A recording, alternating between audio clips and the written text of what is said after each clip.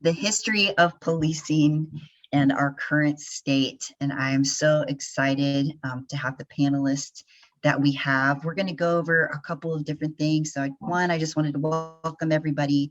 If you need captions, there is the closed captioning button at the bottom. Just select that. You can view the captions in the Zoom, or you can view them in an offsite chat.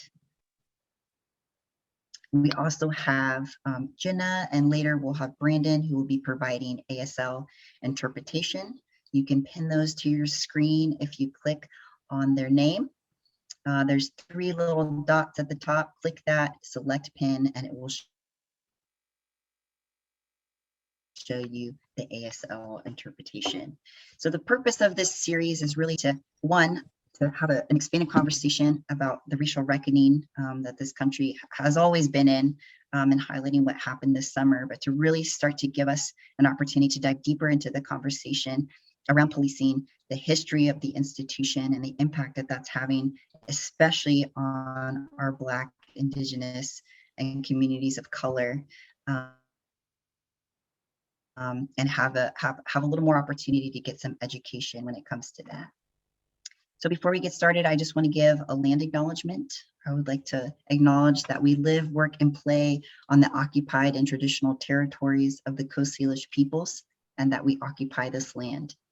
This acknowledgement does not take the place of authentic relationships with Indigenous communities, but serves as a first step in honoring the land that we're on. And feedback that we've gotten from Native and Indigenous communities is to talk about those communities that as they are here. This is not something in the past. They are people that still hold this land. And so I wanted to share an opportunity for folks. If you live in Seattle, if you reside on Coast Salish land, there's a program called Real Rent Duwamish. If Vivian or Tony could put the Real Rent Duwamish link in the chat, that gives you an opportunity to pay rent directly to the Duwamish people. In absence of federal recognition, they've set up that nonprofit to be able to meet the needs of their community. And that is a way to begin supporting Indigenous communities as a way of starting to build authentic relationships with them. So before we get started, I just want to set a little bit of community agreements. When we get to the Q&A portion, I'm going to ask that people really think about the intention behind their question. Think about the emotional labor that the panelists are going to be sharing with all of you. We are compensating all of them for their time, but this is still a laborious conversation emotionally for folks. And think about whether your question is violent, whether your question could be re-traumatizing. Really be intentional about the questions that you are asking, and take care in that process. And we'll touch base on that again when we get to the Q&A. But I want to get started and just introduce our panelists. We have Dr. Jonathan Reddy from Seattle, UW. We have Dr. Leigh Anderson from Chicago / Ferguson. I really want to introduce you. We have the wonderful, amazing Master Yane from the good old city of Philly. I'm so excited to have her. And we have the Queen Jada coming at us from Minneapolis, she, her. I'm going to give them an opportunity to talk and introduce themselves, tell you a little bit more about their organizing work and background, and then we'll dive into conversation. So I'm going to pass it to Jada if you're ready to go. Yes, hello, thank you. My name is Jada Pounds. I live in Minneapolis, and I work for an organization called Minnesota Interfaith Power and Light, where I am the Energy Efficiency Coordinator, Office Manager, and Bookkeeper.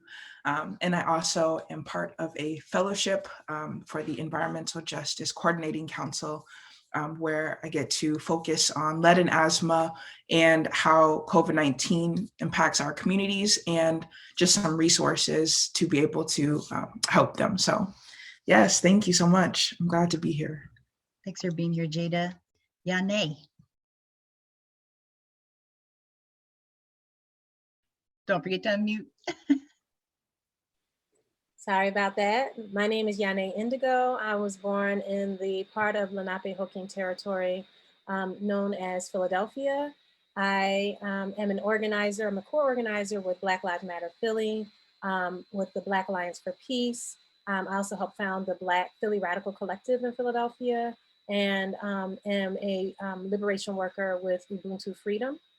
I also have a consulting company, and our consulting company is a collection of actual organizers, femme-identifying Black and Native organizers who provide strategic planning, diversity, equity, work and facilitation and restorative justice work with a liberation lens. And so that's a little bit of what I do. And I'm really excited to be on this panel with these awesome comrades here. Thank you, Yane. Dr. Anderson. Let me unmute. Greetings, I'm Dr. Leigh Anderson. I am originally from St. Louis, Missouri. I currently do work in Chicago and Ferguson and a few other places. I'm a professor at Chicago State University. And I also consult with police departments on issues of oversight and accountability. Wonderful. Last but not least, Dr. Shumbin. Hi, everyone. Thanks for joining us on a sunny day in the Pacific Northwest and the lands of the Duwamish and Coast Salish peoples. I know it's hard to do Zooms when it's so beautiful out, so I appreciate your coming in for a moment for this important conversation. And I just want to give my thanks to all the panelists, and especially for Alina for bringing us together and for trying to spearhead this really important, I hope not just conversation, but process of change. Shumbin, I appreciate that. Well, let's dive in and get started. Dr. Anderson and Dr. Reddy, I'm curious if you could kind of start us off and give the audience some context into the history of policing, kind of since the founding of this country, and how it has evolved over time.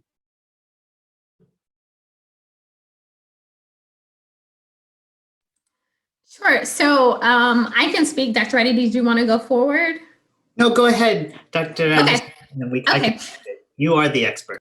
Well, no, we'll go back and forth if that's okay. So, I'm just going to say, right, this idea that police have come out of or sort of done this powerful progression throughout history, definitely starting in slave patrols, right? Definitely starting in collecting rent from sharecroppers. So there was this sort of capitalistic underpinning that came through. And if we look at this from a philosophical point of view, right, this idea that the state needs to be sort of policed. And there are certain things that need to be policed in order for the state to be a positive state, for it not to be ill, as some philosophers refer to it. And so looking at policing or looking at regulation of certain types of activities as that sort of substitution. And so we've seen throughout history that with police starting with, I'm just going to frame the conversation, right? So when you talk about going from slave patrols, rent for sharecroppers, moving forward to imposing, Jim Crow laws and things like this, right? So it wasn't regular citizens that were also in imposing Jim Crow laws. The police had a hand in that. And so we're looking at these places where police, who we look at now to help us through to protect and serve, have actually had this sort of genealogical narrative that places them on the wrong side of history and justice when it comes to people of color or marginalized individuals throughout the state, within the state or within a particular jurisdiction. Dr. Reddy, did you want to sort of talk about that? So I know I sort of did it in a nutshell, but after Dr. Reddy makes his comments, I think I'll just sort of frame also how we've sort of moved forward and what the contemporary context of policing means as we sort of place that in a comparative nature to other states throughout the world. Wonderful. Yeah. Why don't I just jump in and add a couple points, and then I can jump in again towards the contemporary question. What I would say is that it's important to use, to build on what Dr. Anderson is saying, to think about some of the particularities of the Northwest region and use perhaps two important frameworks for understanding the origins of policing in Seattle and in the Northwest. One, of course, is the framework of settler colonialism.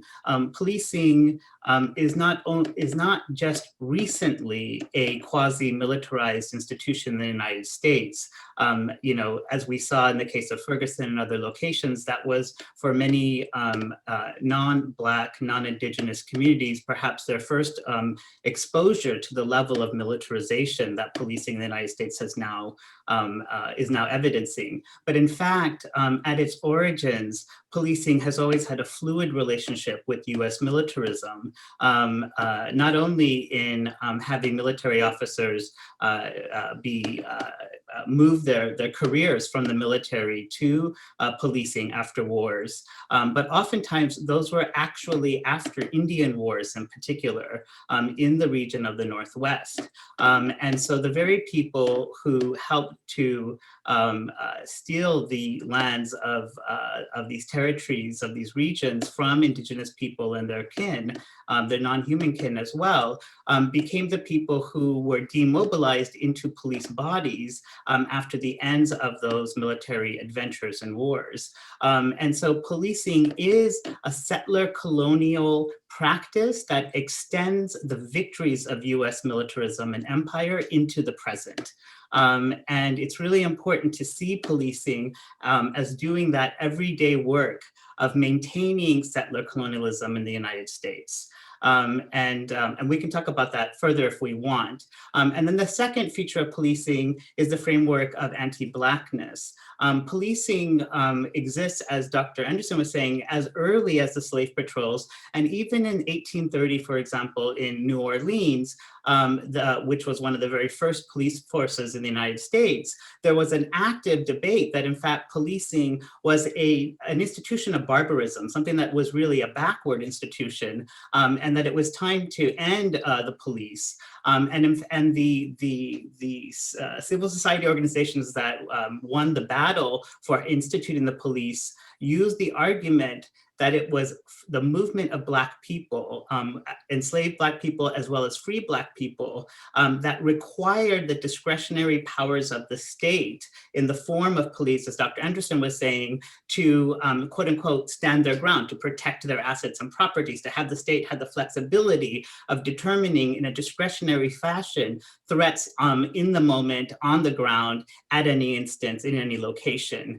And so the growth of policing is really about the ideology of Black movement as a potential threat that has to have at any moment capacities of the state to address it.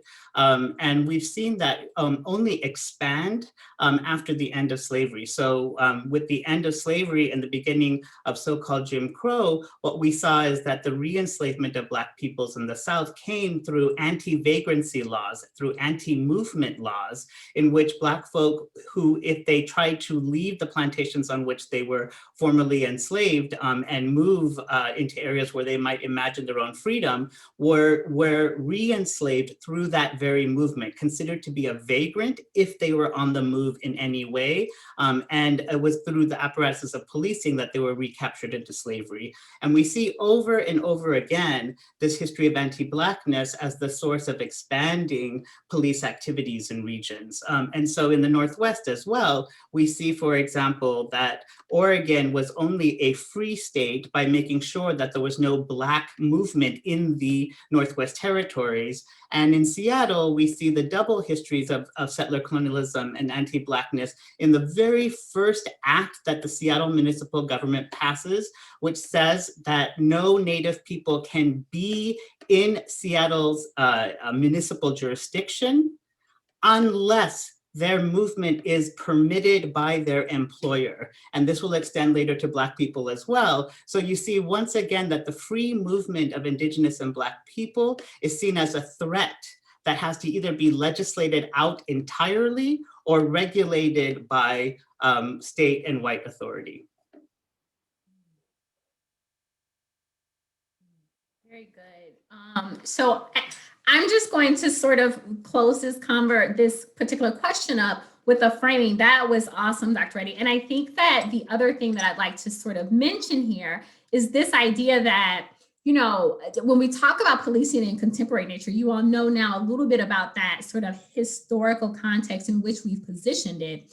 And the institutions did open up to allow African Americans and other that were not of white culture to come into the space, right? We know that as a reality. What we also know as a reality is that they weren't allowed, to police individuals that did not look like them. They were not allowed to enforce the same laws except those within their community, right? So there was this sort of segregated piece within the police department, within police departments.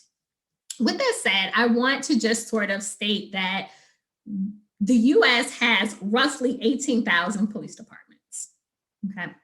That is 18,000 ways of treating individuals, 18,000 different ways of responding to individuals that may not have been treated fairly, 18,000 different ways of using force, okay? And I won't go further, you all get the picture, right? So this idea that we don't have this unified state of policing within the United States like we see in other countries like Chile and Nigeria, where it is a federal force. And I bring this up because when you look back at Jim Crow and things like this, or you had students that were for the first time going into unsegregated spaces or desegregated spaces, they were not there with the police officers. The National Guard were there with them, not local police jurisdictions, right? So this has forever since been, this localized idea of policing has pretty much reflected how individuals feel about those that they come into contact with that are not like them.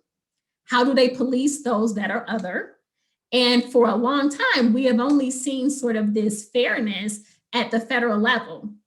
But let's note that we've seen at the executive level, the judicial level, and the legislative level, all of them have policies and procedures or statements that have come out, rulings that have come out, procedures that have come out, executive orders that have come out, and then laws that have passed that have been able to move forward and place policing in a space to really go after the other in certain areas.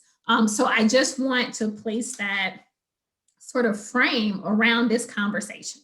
So let me bring it down to the Seattle Police Department, right? So because we don't have a national police force, the closest thing that we can get to is accreditation, right? So the Seattle Police Department is accredited, right? So they have the Commission on Accreditation and of Law Enforcement Agencies, what we call CALEA. This is the closest that we can get. But then you all also have, there was a piece by, his name is Sean Scott, who talked about the historical efforts of policing and talked about the fact that if Seattle cannot get it right after all this time, what do we do now? And I think that is what's prompting this conversation. So you are accredited, right? You have had the Department of Justice come in and do an investigation. You have been under oversight since 2012. You do have additional oversight bodies. And if we're still not getting it right, now what? And we need to have a conversation about what right looks like. Thank you.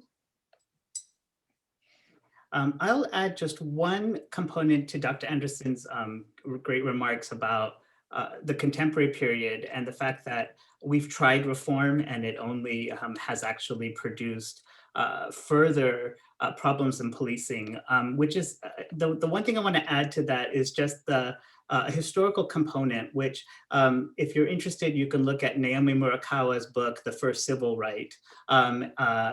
And one of the points that Murakawa makes in this argument is that we have a tendency to think of the policing of our contemporary era as either a remnant of the racist past that needs to be expunged, or as the consequence of Republicans in the federal government and their kinds of race mongering and forms of producing racial fear. But in fact, if we look at the record, the reality is contemporary policing from the post-1970s period has been a consequence of the Democratic Party and Democratic ideology. Liberals have had one of the strongest hands in producing contemporary policing as we know. And in fact, they are the agents who, when they saw the Black freedom movement coming up in the 40s and 50s in particular, were threatened by the ideas of the Black freedom movement. And so Truman passed what was considered to be the first civil rights bill. And that was not a bill for desegregation of schooling, for example. That first civil rights bill was a federal bill for transforming municipal policing, among other things. And so the first quote unquote civil right was an attempt to modernize police as a response to the struggles of the Black freedom movement to demand equal justice. So liberals over and over again have a history in this country of deferring Black freedom demands and instituting more policing as the answer to those demands. And this is a time in which we have to stop doing that. So powerful. Thank you for giving us some context. And I think some people don't realize the history of policing. Like, we definitely didn't get that in school. That came with like awakening, I think, for ourselves as adults, or like undoing some of the harm that the education we did get has resulted in, and like how has that impacted how we move about the world and like how the world interacts with us also. For Jada and Yane, I'm curious to hear how that history, like just hearing that and the effects and impacts it has had today, how that has impacted your organizing now. I can start. Yane, is that okay? Okay. So I was just gonna say, like, you can definitely see the ramifications of this. Like, we know that racism has not been dismantled, and we see it so clearly in our policing system because there is no national standard. So there is no national way to hold these cops accountable. And so we see this pouring into our neighborhoods. Like here in Minneapolis, one part that I lived in, a lot of the cops, they don't look like us. So they come from these wealthy white suburbs, and then they come in with these preconceived notions and just kind of treat us how they think that we should be treated. And so that just, with the over policing, then that just shows, then it seems like we have higher crime, when in actuality, the police just are targeting, and it's just like a very unfair process. And so, yes, so it's just very evident that there is no standard for that. And we can see the corruption unfolding and how that value of life is not taken as seriously as it should because of how policing was rooted. And we know that that cops were part of political parties back in, well, I'll just say back in the day. And they had to change that because it just became a very corrupt system. And so now we are still seeing, like, as we are moving forward, that a lot of those problems still hadn't been addressed. And we have to bear the brunt of that as Black people, because this racism has been unchecked, because they have this power that we have given them, but there are no systems in place to hold it in or rein it in, and they're protected by all of these systems that were racist in the first place.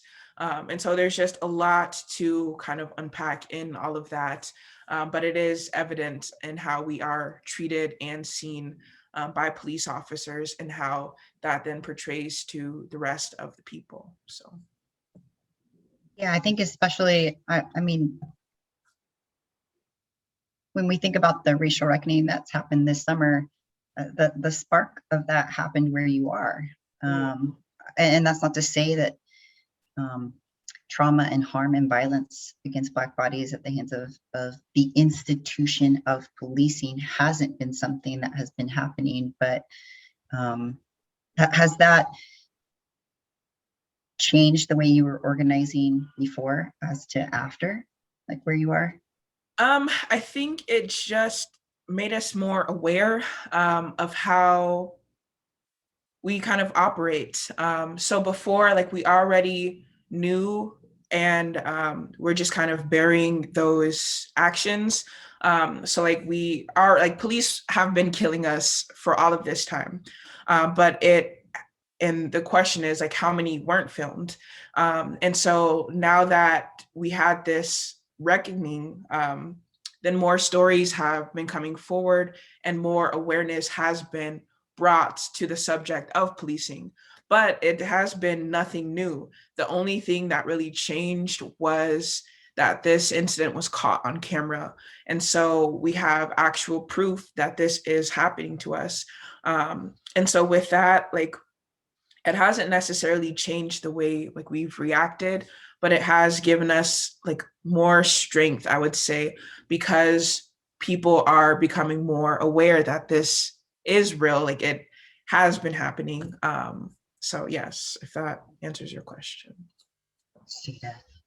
Can I just jump in really quickly? So I just want to, so from Queen Jada's comment and Dr. Reddy's comment about sort of democracy, right? And so I just want to make a point about body cameras, right? And so when the Obama administration was there, everybody was rooting for them. And when, you know, Michael Brown was shot and killed, their response was a 21st Century Policing task force, which produced a report, but was also to fund body cameras, which is not curb behavior. And so I think, to Jada's point, we need to talk about that, right? So now we just watch the deaths. You know, they're not stopping. We just are able to now watch them. So I just wanted to make that point. That's a really powerful point. Maybe that was a process of reform, but now it's just re-traumatizing people. It's not actually changing behavior. Yane? Hey, sure. So, yeah, I appreciate all of the comments of the other panelists before me. You know, as I mentioned, I come from the city of Philadelphia. A recent police murder that happened was to Walter Wallace Jr., who was suffering from a mental health episode, and his family was calling for support. And, you know, to the point that Dr. Anderson made, one of the responses that the city had was to create a budget, find somehow millions of dollars in a budget to buy tasers for the police, you know, which, you know, luckily we were organized enough to be able to prevent that from happening, because essentially it was giving them a raise for murdering, you know, a member of our community. But the actual legislations that are in place, what the actual policing rules are, tasers would not have changed anything, because the police are actually supposed to do what they did. You know, and, you know, so there's a lot of confusion that people have, because you can see where there may be an alternative approach, but you don't actually understand what the training, the regulations are that actually drive the way that police are supposed to be engaging in a particular moment. And so they were actually, which is why a lot of police officers get off, because they actually were performing within the rules of engagement as police officers. So that was just, you know, something that, you know, what Dr. Anderson said made me think of. But I want to give a little bit of context, because the city of Philadelphia had one of the first public police forces in the United States, and today it still has the 4th largest police district in the country.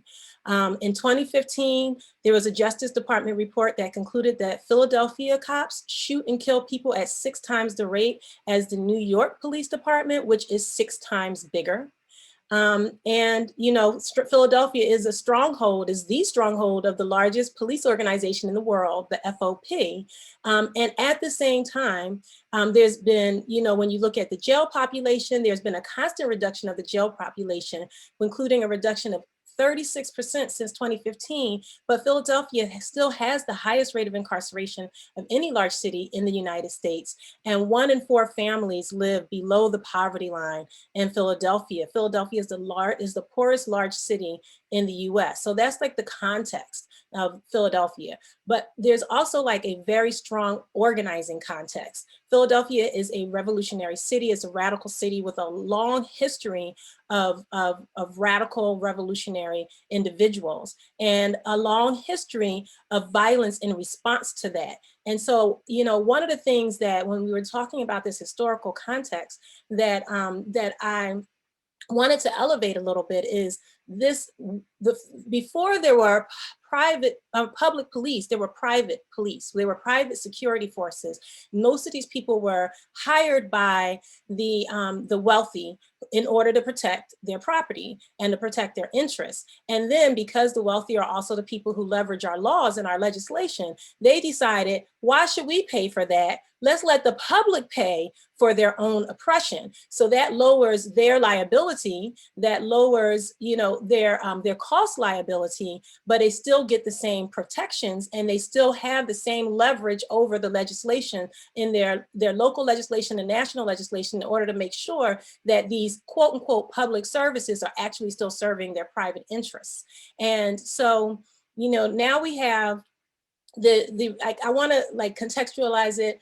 Like think about like when I lived in Colombia, South America briefly. And while I was in Colombia, every night until the end of the night, like 2 o'clock in the morning, 3 o'clock in the morning is very, very loud. That's the culture. Now, if you take that culture and you bring that here into certain other environments, then you may have people who expect, like where I live right now, people want everything to be quiet by 9, 10 o'clock.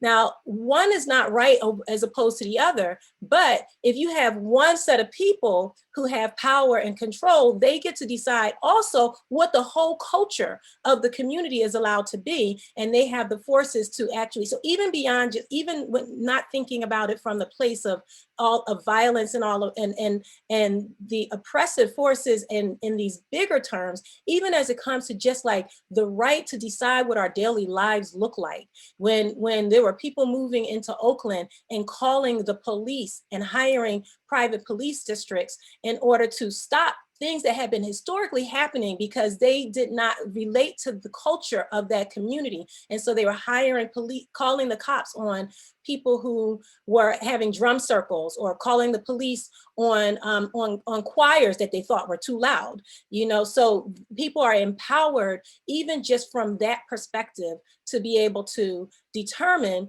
what it is that is allowed and what is right based on their own cultural norms and their own cultural preferences, and then to impose them on everyone else because they've got the armed power. But, you know, I want to just like reference, because there's this idea around violence and that the police is here to prevent violence. And Kwame Ture wrote an article called the problem with liberalism. And one of the things that, or the pitfalls of liberalism, and one of the things that he wrote, just want to read a quick paragraph, is the way the oppressor tries to stop the oppressed from using violence as a means to attain liberation is to raise ethical or moral questions about violence. And this is what we see constantly, right? When we've heard that constantly during this summer of revolution, that there were all these conversations about peaceful protests and, you know, whether or not people were being nonviolent and whether or not people who were not being quote unquote nonviolent were undermining the message. And so they tried to like create this moral, ethical environment. And Ture says, I want to state emphatically here that violence in any society is neither moral nor is it ethical. It is neither right nor is it wrong. It is just simply a question of who has the power to legalize violence. And so that's what the police represent, is the ability to legalize violence. And that's demonstrated in Philadelphia when you look at what happened with MOVE. Right, so MOVE is an organization, as a revolutionary radical organization in Philadelphia that was founded in 1972, the year of my birth, by John Africa. And it was and the primary focus of MOVE is the right to life. And so it is, it was very different then than it is now. All the composting that people do, the animal rights, they protested, against zoos, they protest against, and they also protested against, police brutality and various forms of oppression against all people. And that was not something that was considered acceptable, and their way of life was not considered acceptable. And so the police came with extreme aggression over the course of many years that culminated in the bombing of a home in which 13 people were at that particular time. And 6 of those people were children. 5 of those children were incinerated to death. And there has never been any kind of consequence. This is one of the most significant cases of violence in recent history. And there has never been, in fact, the person who was mayor of the city at that time had a street named after him in his honor recently, in spite of the fact that he was overseeing the murder of 11 people through the police. And so there's this amazing history of fight and rebellion that is found in Philadelphia. And that strongly informs the way that we organize. And it's not new, but that has had a long understanding. But like, for instance, Mumia Abu-Jamal, who is currently a prisoner who was moved off of death row, but has a life sentence. We are seeking to bring Mumia home, free Mumia and all political prisoners. Mumia Abu-Jamal was actually radicalized when he was kicked in the face by cops. That's the reality of our city. And so the organizing, there's nobody in Philadelphia, there are very few, almost no Black people in Philadelphia don't have a contentious relationship with the police. I was a full-fledged late teenager when I first realized that there are actually people who trust police, and when they see police, they actually have positive feelings. It never occurred to me that was even in the realm of what is a part of what could be a part of reality. So yeah, our organizing is very much informed by the way that we see the police, and most of the organizers that I work with are organizing towards the abolishing of the police. We do not see there being any transformation. We do not have a reform-based politic. We know that we need to dismantle that system, all of the carceral systems, all of the punitive systems, all systems of oppression, and build something that is new, that at its core is centered on and intended to actually elevate and care for all of life, including, but not at all limited to human life. Leigh, that was really powerful, and just giving historical context, I think, to how that's impacted organizing. And my call in for folks that are listening is, I read Toni Morrison said, as you enter a positions of power, to dream a little before you think.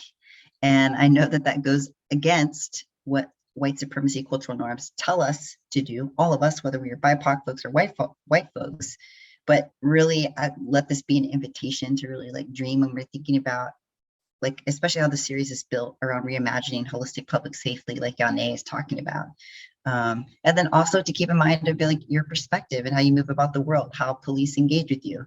If you do not move around in a Black body or in a darker brown body with different intersecting identities, your experience with policing might be different. And I think it's really important in this particular conversation, as we're having it, to decenter ourselves, especially those who are not most impacted, and how we're discussing this. People who are most impacted by the harms of policing, by the institution of policing, know best how to take care of their communities, and can lead the conversations and reimagining what that looks like. And kind of just to build, off of that, I think this summer we saw a lot of performative allyship from people. I think the funniest one, maybe not funny, maybe kind of what, was the 90s kids snack, Gushers. Gushers was we stand with Gushers wouldn't be Gushers without the Black community. And I was like, what? I haven't heard anything from Gushers, the kids' fruit snack from the 90s. And then all of a sudden, it's we're in solidarity. And so I think that there are things, like that where we've seen a lot about kind of that performative allyship. And I think that that comes from like a fear of being called out rather than coming from a place of like, we as an institution are going to acknowledge, like, one, racism is not debatable. It is happening in our institution, in our art form, in our higher education, like whatever. We're acknowledging harm. We're taking responsibility. We're apologizing for that, but not just apologizing. We're saying these are the actionable steps we're taking moving forward to become an anti-racist institution, rather than being like, we don't have a problem. It's other people, that othering that we've seen. So I'm curious to know how each of you would define solidarity, and how individuals and organizations can make their solidarity actionable. So not just saying Black Lives Matter, not just doing a social media post, not just elevating Black artists during Black History Month, but like, how is your solidarity actionable all the time? We're approaching a year since George Floyd. What have you done to dismantle white supremacy culture in your institutions? What have you done to have conversations with people most impacted about policing and how that relates to the movement? So yeah, how would you define solidarity, like for each of you? Jada, you want to take a crack at it? Whoever's ready first. I don't want anybody on the spot. No, that works. I would say just kind of being observant about different statements and things that different organizations put out. I read them, but then I look around and I don't see any of those people at any protests or rallies or any event that is trying to demand justice. And so I see that it's a lot of just words, but no action behind those words. And so I would just, one thing is just being a person, I don't know, of action. So going to those protests and showing like, hey, this is like why I am here, and actually having a reason, and not just because you wanted to like look cool or you didn't want to be singled out at work. And it's also the intention behind your actions. Why are you going to give money to this organization? And why are you coming here, instead of people like feeling forced? Because then that changes an intention behind that action. So I would definitely just say like one is just to engage in honest and open conversation. When you are engaging with people of color, don't try to defend yourself, just listen. A lot of times when I'm telling a white person that their actions are harmful, they say, well, no, it's because of this and this. But then you're furthering that harm because you're not listening to what I'm saying. And so that is one thing. Another is to participate and actively be there. Don't just be a keyboard warrior or just write papers and things, but not do anything behind it, because those are just items of oppression. Like if you're not going to do anything to dismantle or break it down or engage other white people in these conversations, then these are just empty actions. And then another one is accountability. So when you see someone being racist, when you hear horrible remarks or someone just being like, oh, this and this, hold them accountable. Ask them, why did you say that? Call them out, and be open and more honest about why these are happening, rather than just kind of letting it go or sweeping it under the rug, or just being dismissive of that behavior and saying, oh, they're usually like that. No, that is not acceptable.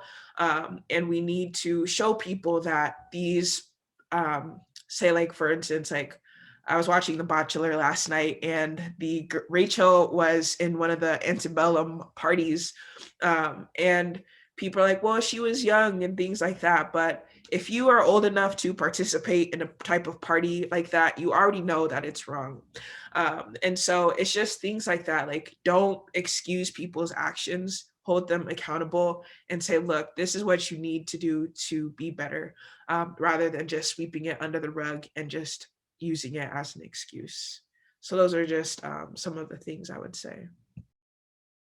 For gold nuggets, Jada, I'm going to switch the ASL interpretation to Brandon. He's here now. I'll give Jenna a rest. Thank you. I also just wanted to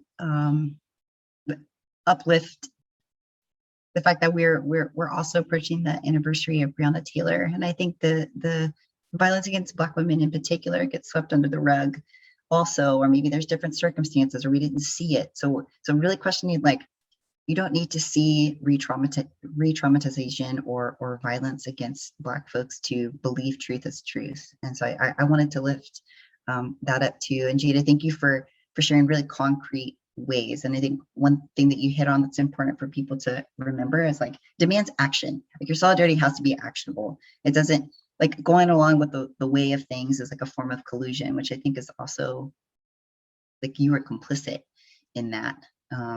So I just, all of those things you shared, Jada, were powerful. Dr. Anderson? Sure. So I am going to speak, and thank you to all the comments from all the panelists. This is an awesome discussion. I'm very happy to be a part of it. I'm going to speak about, solidarity in terms of what it looks like inside of the institution. And so I'm going to take a different step from this. And so one of my mentors, he has since passed away, Grayling Williams, please rest in power, is a former DEA agent. He's a former police officer. And his first encounter with a police officer, he stayed in housing projects in New York, in Brooklyn.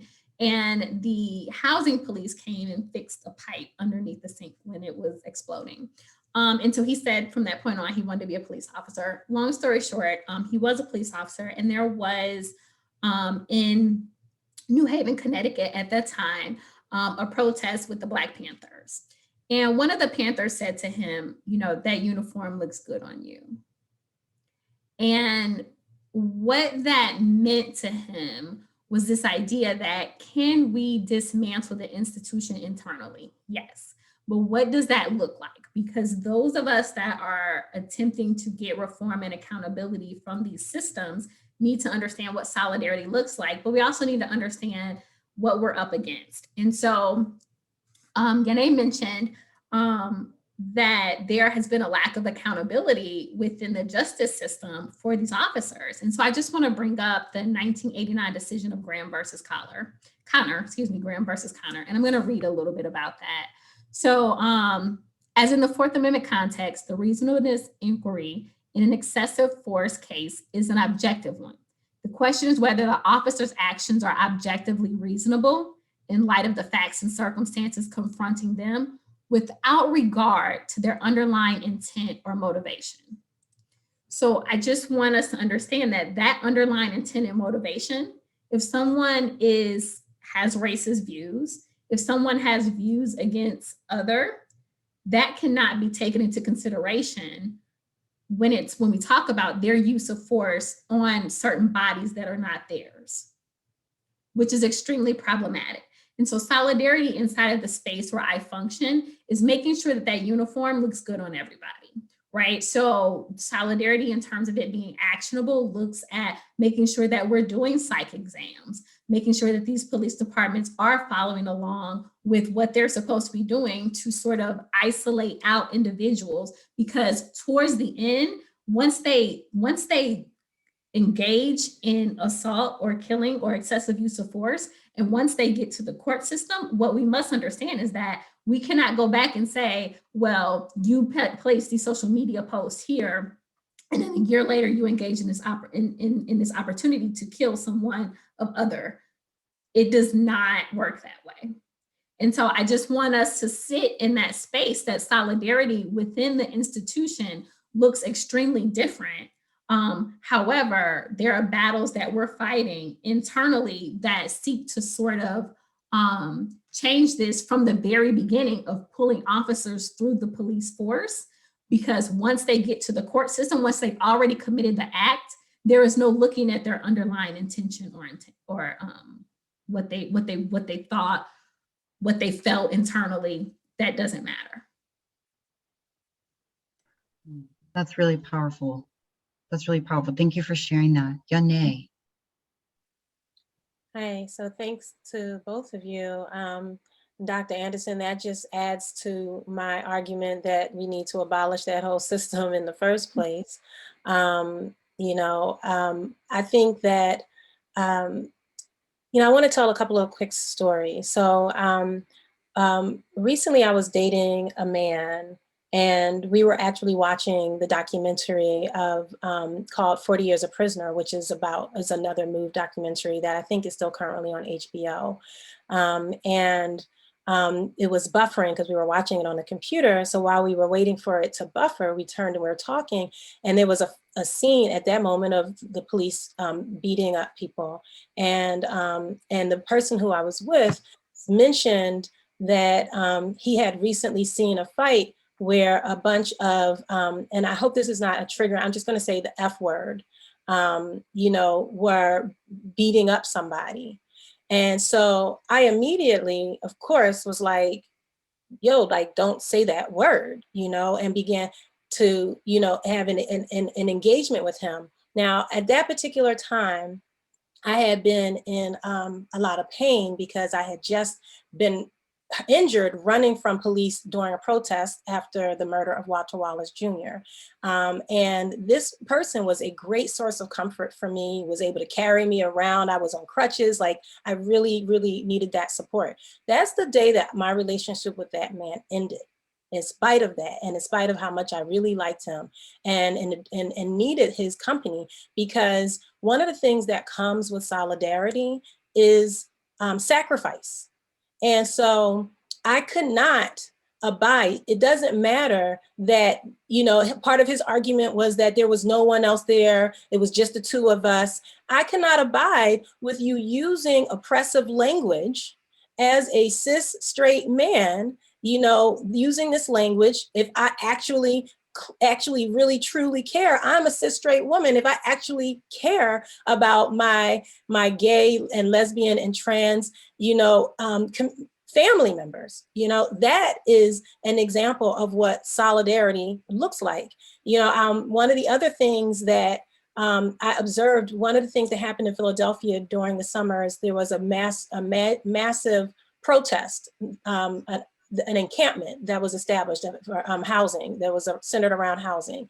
And one of the things that we saw was a lot of people came up into that space and loved to volunteer at the housing encampment.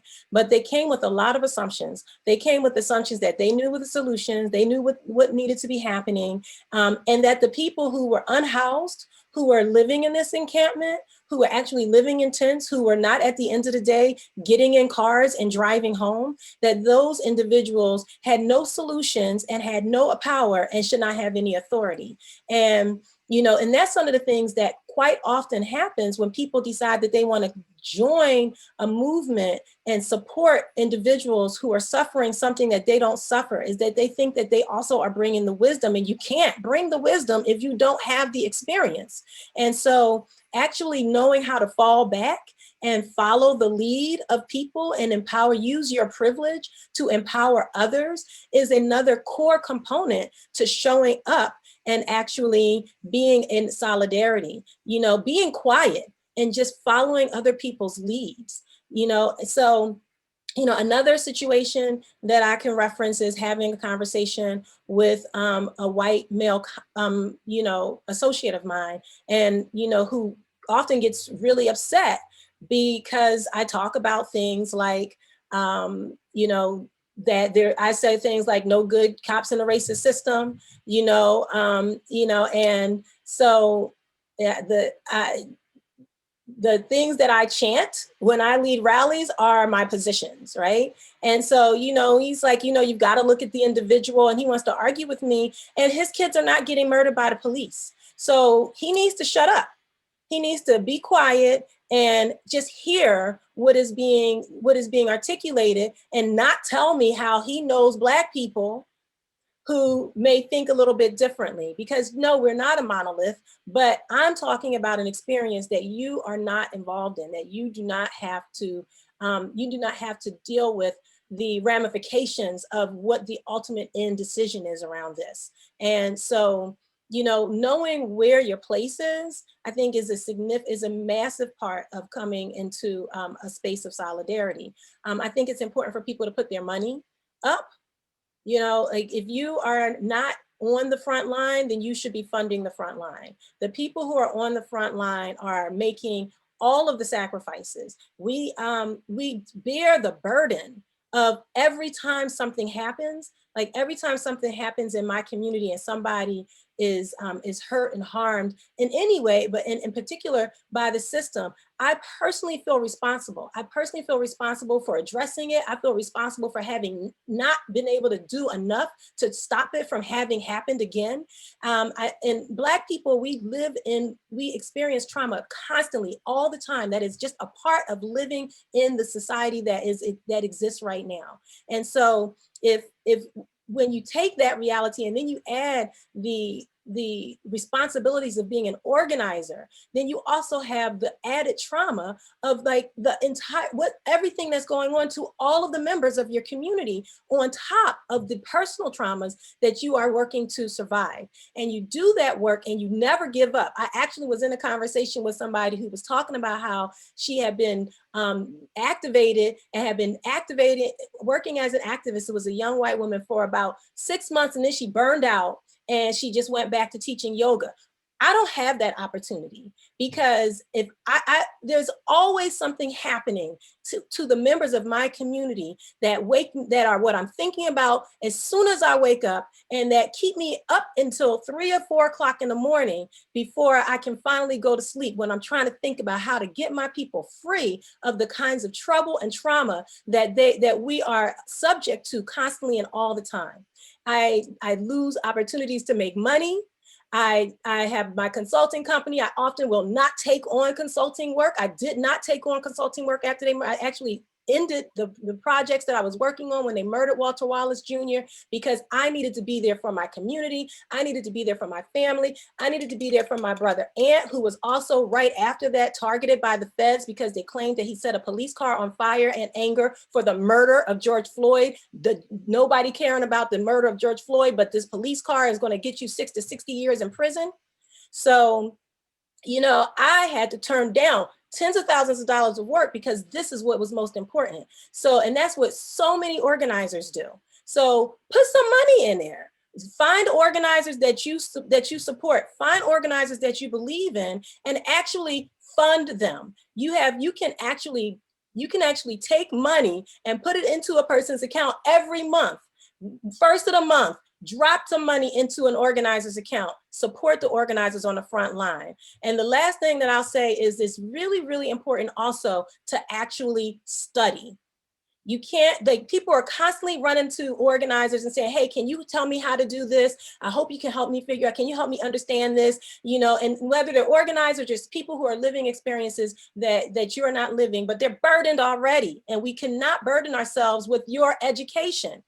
Do some reading, do some research, learn what is going on so that you can actually be an actual contributor instead of just bringing your particular limited experience and trying to impose that on a system that's in place. So get involved, fall in line, get in the back of the line and follow the leadership of the people who are closest to the trouble, make sacrifices, study and fund and finance the organizers that are on the front line. Those would be my off the top suggestions for how, you know, you can actually show up and with some true solidarity.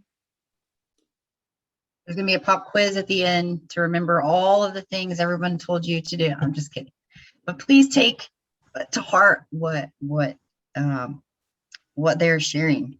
And I think just Dr. Trondon, I want to hear what you have to say on your definition of solidarity, and just remind folks that, again, it is the people that are most impacted by systems of oppression and harm that know how best to take care of themselves. And I think especially for non-Black folks in this space, and this goes for other folks of color, including myself, of like really taking the leadership, like Leigh is talking about, of people most impacted, and like, how do I use my privilege in the ways that I have it to support those movements. Dr. Reddy? Yeah, I think so. Maybe I'll switch the solidarity just a little bit towards institutional responsibilities. And maybe this goes back a little bit to Dr. Anderson's comments too, which is, as most arts organizations, and this is an arts organizations conversation, most arts organizations are receive monies from the municipal fund, from government funding, sometimes from private foundations and donors. But I think it's really important to see the connection between arts organizations and policing. You know, just yesterday in the Seattle Times, there was an editorial by, I think, Naomi Ishikawa, who reminds us that white wealth is 2 times the amount as Black wealth in Seattle, and 3 times the amount of wealth for Native and Indigenous people in Seattle. Now that wealth accumulation and wealth differential is not just an effect of the difference in people's access per se. There are probably 2 main reasons for that wealth differential. They all relate to post-1970s practices, and policing are central to them. One, where are people's wages going?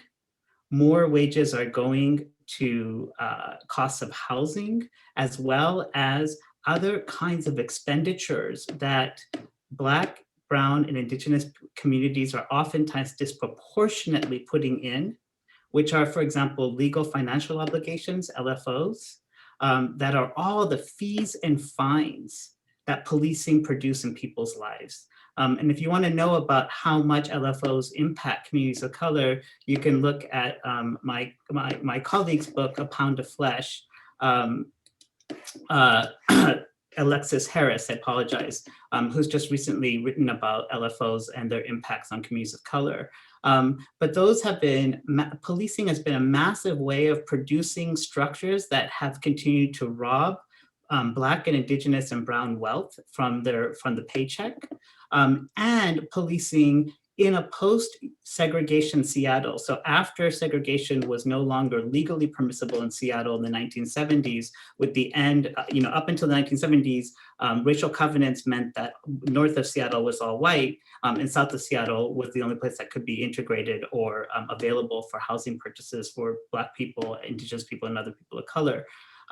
And then after the post-1970s period, what we see is that there is a correlation between so-called reduction of legal de jure housing segregation and the rise of policing.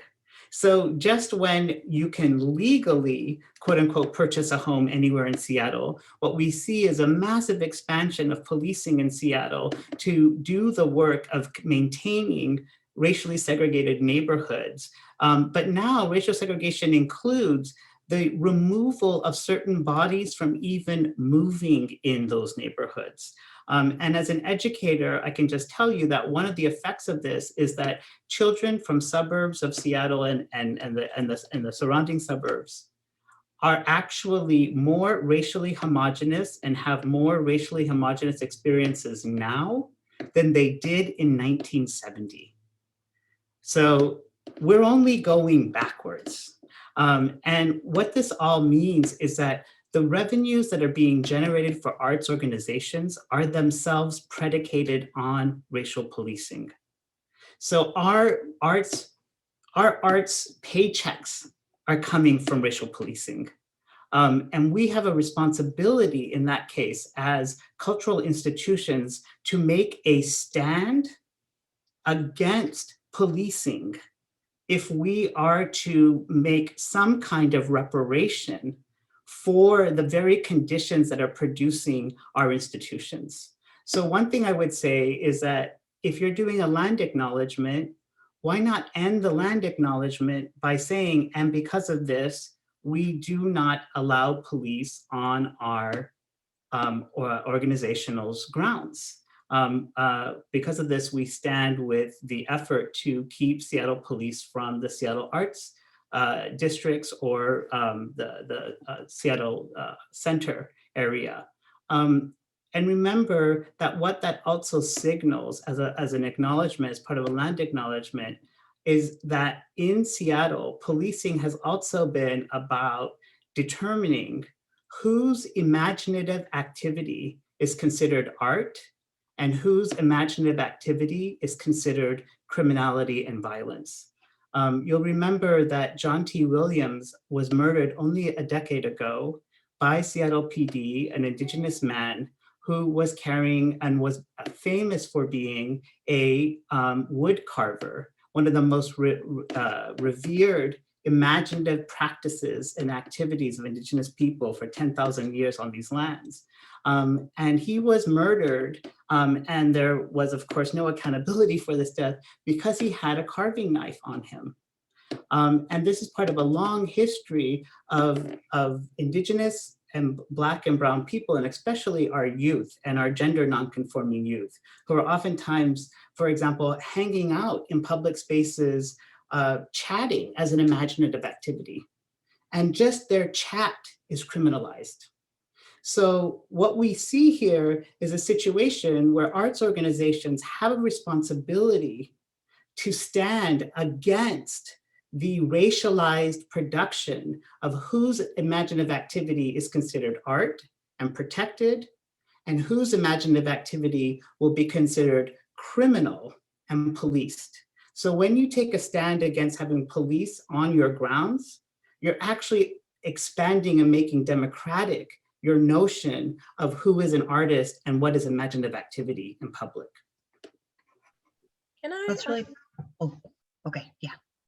I wanted to just jump on that veggie back, as one of my comrades says, that a little bit, and also tap it and tie it into, I know it's not Q&A yet, but I think it's very related to April's question in the Q&A about the fact that, coming from nonprofit orgs, what would they be able to do? And they also create events in public. What can they do to move this towards a more holistically safe environment without, the policing? I'm paraphrasing the question. And, the thing that I was thinking about is that we are not in vacuums. Like, none of us exist in a vacuum. We are all, every organization is a part of the larger community that we're in. Every individual home is a part of, is in a neighborhood, right? And if you have neighbors that are hungry, you're much more likely to deal with the impact of that in crime, right? And so, one of the ways that you create safety is by actually investing in your community beyond like your particular purview. There was an idea that people had, as long as I raise my kids right, I've done my job. But your kids walk out and they're engaging with everybody else's kids, right? And so as a nonprofit organization, thinking about also how can you actually contribute to the transformation of the community that is around you beyond whatever your particular purview is. So like if you are an arts organization, for example, and that your focus is on the development and the curation of art and all of that, that's really important. And I'm a singer and I'm a writer. I really believe in the importance of art. At the same time, I also, as an artist, work on the freedom of all people. And as an arts organization, if you want to be able to have activities in your community that are safe, then you may need to also collaborate with other organizations and with your community that you are subject to or that you serve in order to actually contribute to a more communally safe environment. And that means like the basic needs of your community being met, not just thinking about it from a safety perspective and a form of crime, but what causes these crimes in the first place. And so, that's, I think, a part of it is just thinking beyond your mission statement in regards to the community that you are a part of and whether or not the community is healthy enough to be able to well receive the services that you are providing, without there having to be some sort of a police presence that is interjected in there. Yeah, thank you for sharing that. I'll give the interpreters a chance to switch again. So for Jada and Dr. Anderson, I'm wondering if you could, there was another question in the Q&A that says, what are the panel's thoughts on calling folks in versus calling out? So we move beyond conversations into actions and change. And Yanni, I feel like you set that up like perfectly around ways of in which we can reimagine what holistic public safety looks like for people. I think automatically people are just fearful, rather than like really engaging, like, and being curious about like, why do I have this definition of safety? Like, where does that come from? Who does that impact in a negative way, even though it might benefit me? And then ultimately like unpacking and just like you were talking about earlier, getting the knowledge to understand, like, it does deeply impact me negatively also, because our liberation is tied and wrapped up in one another, right? So in having conversations with people that might be on the fence, like they might say some things that are really harmful, and like thinking about how we use our privilege to disrupt things. So what are your thoughts on calling folks in versus calling out? So we move beyond conversations into action and change, like just what your approaches are.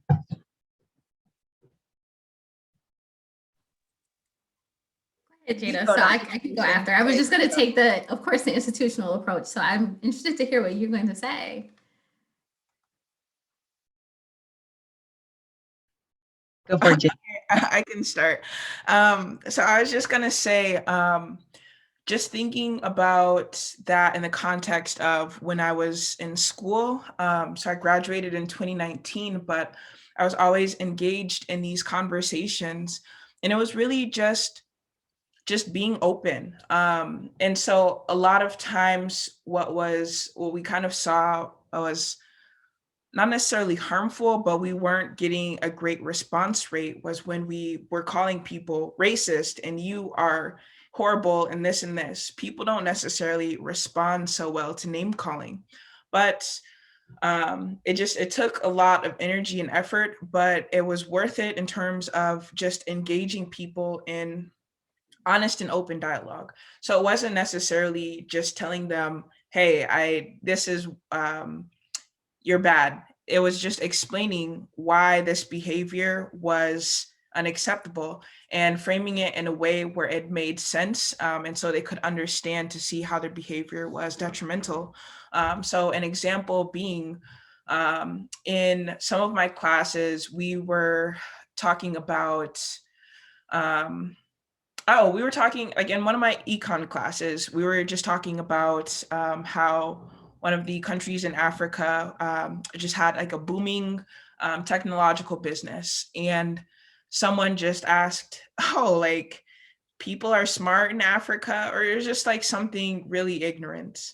And so it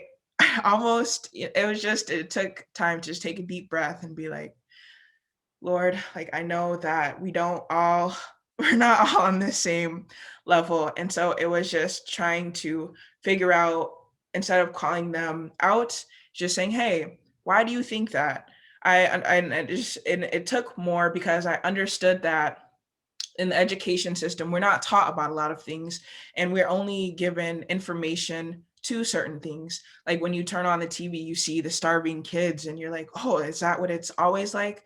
And so I just had to kind of think about that and frame my answer in such a way where it showed, hey, look, this is how you need to pay attention and do some research. Don't just take everything at face value, rather dig into the work yourself and come with actual great, like, I know no questions are dumb questions, but make sure that your questions aren't going to be harmful and that you've done the work to ask a question that you're really trying to get an answer to. So instead of asking that question, just being like, oh, like I was unaware, and so my response to them was like, hey, look, like I'm sure that you think that, but why do you think that? And we had a really great conversation. I was like, oh, and we just kind of talked about the different things that we'd seen in the media and how they came to that conclusion. But it really took some work in terms of just trying to make sure that I was calling out their actions and not reprimanding them, but their actions and how they kind of got to that place. So. Yeah, thank you for that, Jada. It's an important part of like, yeah, how do you address like where people are coming from? Still acknowledging that impact is harmful, regardless of whether your intent was to be harmful or not, but how to address that directly. Dr. Anderson. Sure. So I just want to, latch on to really something that all the panelists said, right, about education.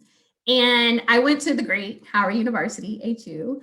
And what I learned in that space with others that looked like me inside of that institution was about dismantling institutions and how you systematically go about dismantling an institution. So if you look at it like a car, for example, right? So what I always tell my students, if you have a building, right, we can push on the sides of that building, or we can go internally into that building and then try to expand it out.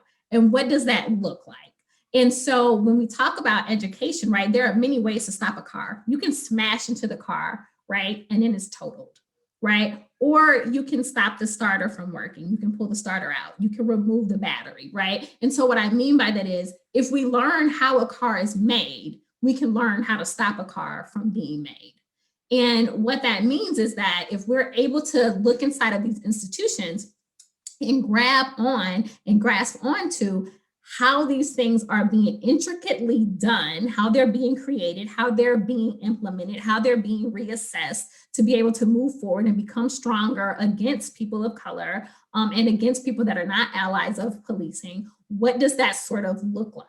And so I just say that, you know, when it comes to that space, education and dismantling institutions is important. And the only way that I feel like you can do that within my space, right? So I'm coming from someone that has a sort of mixed background, right? So policing was the only job that my grandfather could get, but it was the job that segregated him out. He could not eat with his partners. He could not do this, right? So they offered him this life of sustainability. However, they placed him in a position where he could not really move throughout those spaces freely as a Black man. And so I just like, but he was able to go and dismantle certain parts of the institution as he rose, right? He retired a sergeant. That was unheard of in the city of St. Louis, unheard of. And then I have pictures of him protesting outside of the police department with his partners and other Black officers for being called fourth grade illiterates. So there are ways to play both smashing the car and also dismantling it piece by piece. You have to figure out what's best for you and which road of education you're going to take, how you're best suited, and what that looks like on the ground.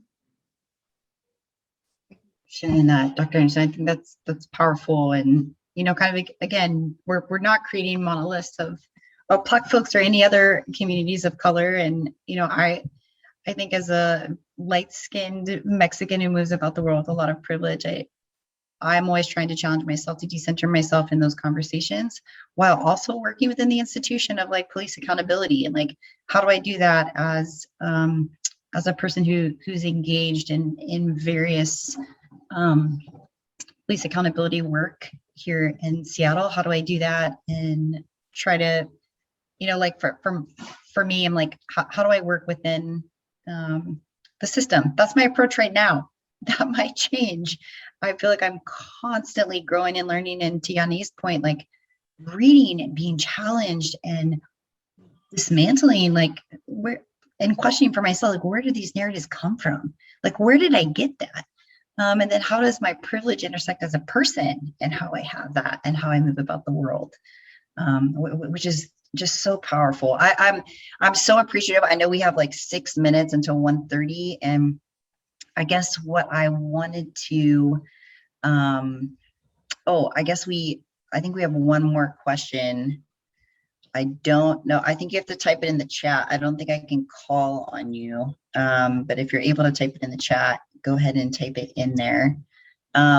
Or you can type it in the chat and we'll try to address that. We only have like 5 minutes now. So I guess one of the things that I wanted to end on is just briefly asking each of you like what you want the audience to take from this conversation.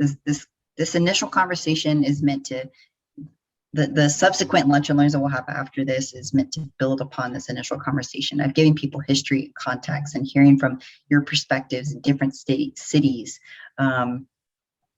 outside of Seattle. And what do you want people to take away from this, as we continue to have conversations each month around what does it mean to reimagine holistic public safety as arts and culture organizations, as individuals, like how do we make sure we're taking care of everyone, that we are not prioritizing the safety in terms of like feelings of just white people, but creating safe cultures for people most impacted by policing, for BIPOC folks. When we're talking about folks that are houseless, we have a huge houseless population in Seattle. How are we making sure that we're not criminalizing poverty and criminalizing not having access to a home, and really just meeting people's needs where they are? So just curious around like what do you want people to take away, and really briefly, like a couple of sentences around what you want people to take, and whoever wants to go first can jump in. I can start. So one, I would just say, just to make sure that you're holding yourself accountable, especially as a white person, just making sure that you're operating in a way where you're not replicating or producing more harm. And that is doing some work in digging in to those resources that Black and Brown people have provided, so you can begin shaping that framework.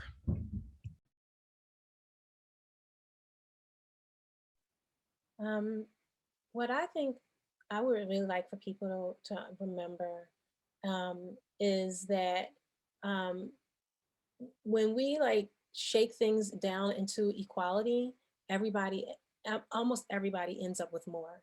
Aside from the very few people who have hoarded and have figured out how to build the system in a way that enables them to hoard all of the wealth and resources, aside from those very few people, everybody's lives actually get improved. There's this idea that that you have to give up, so much, and if we were to diminish and dismantle this system and create a system that has equitability, and people think it would be like how people struggle in Cuba, because Cuba is under a blockade, and so that you can't see what it would really look like, right?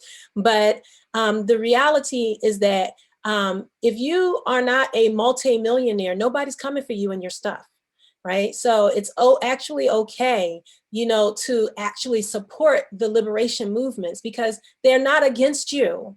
They are actually here to improve the lives of the 99% genuinely and truly. And so you still would be able to have a nice house. You still be able to drive a nice car. You still be able to have nice shoes and go out to have nice, and have nice meals. It doesn't take away the enjoyment of life. It just expands it to all other people. So let go of that fear. There are some sacrifices that one may have to make in the process, but the ultimate reality that we actually have the complete capacity to build is one in which all of us live a life that we enjoy, full of purpose, and without the meaningless racing behind jobs that happens, right now, while in order for us to be able to maintain, sometimes less than the basics.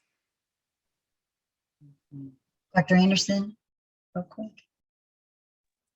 Sure. So quickly, I just harp on education. I harp on facts. And then I then sort of underline that with making sure that you are very clear and comfortable and intentional about what it is that you want to do to either support an institution, dismantle the institution, move towards infiltrating the institution, learning about it.